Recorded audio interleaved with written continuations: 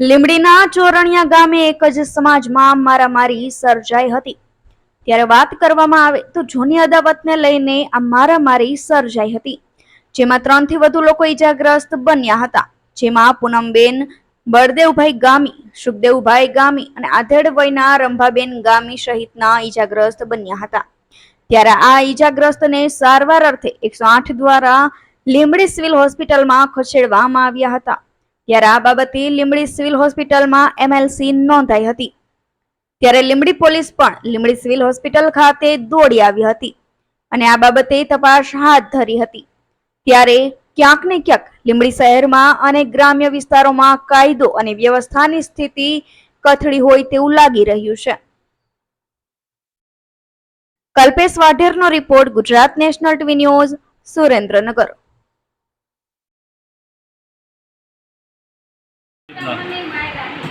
બે ત્રણ ફોટા ઓલી ભાઈના માર્યા છે, એક બે ફોટા આને માર્યા છે। જો આ બધું જો આ જો